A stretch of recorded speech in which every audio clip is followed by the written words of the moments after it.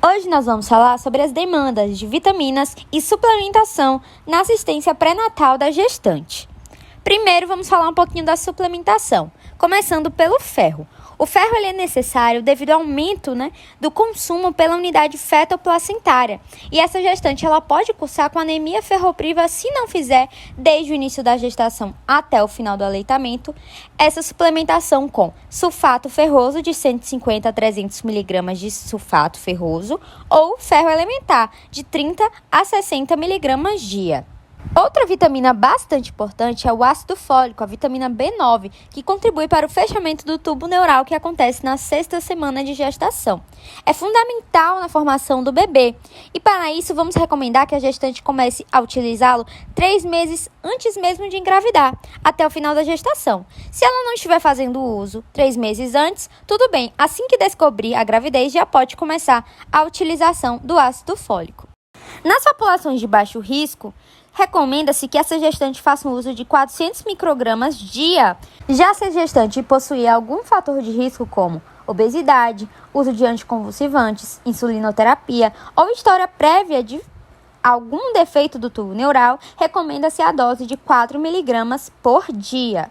Ainda podemos suplementar o cálcio e a vitamina A. Geralmente, o cálcio é suplementado em média de 1 a 1,5 gramas dia, se gemelaridade, doenças intestinais desabsortivas, intervalo entre partos curtos, risco de complicação hipertensiva.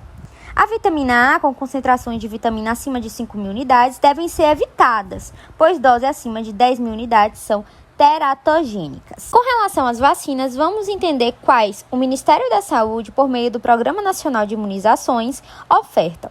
São 4, a DTPA com difteria, tétano e coqueluche, a DT com difteria e tétano, hepatite B e influenza.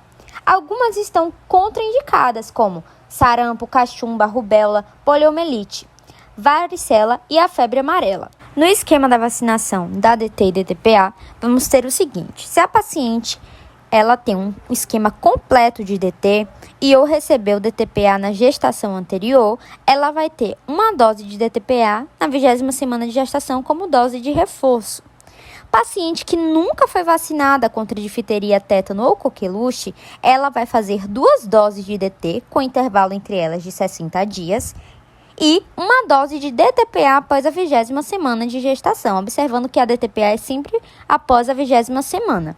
Paciente que foi vacinada com uma dose de DT, ou seja, tem um esquema vacinal incompleto, vai fazer uma dose de DT antes da 20ª semana, seguida de uma dose de DTPA 60 dias depois dessa primeira dose de DT, tá? Sempre pensando que é após a 20ª semana da gestação.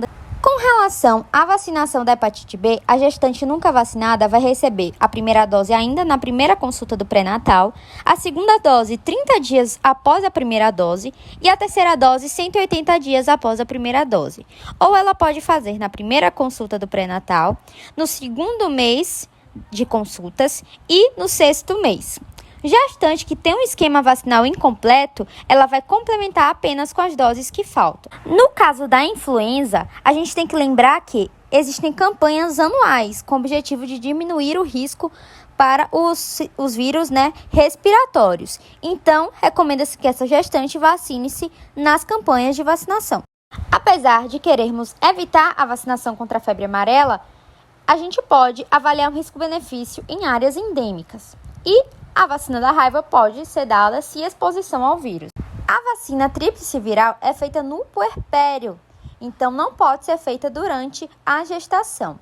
Foi isso, espero que vocês tenham gostado. Até a próxima!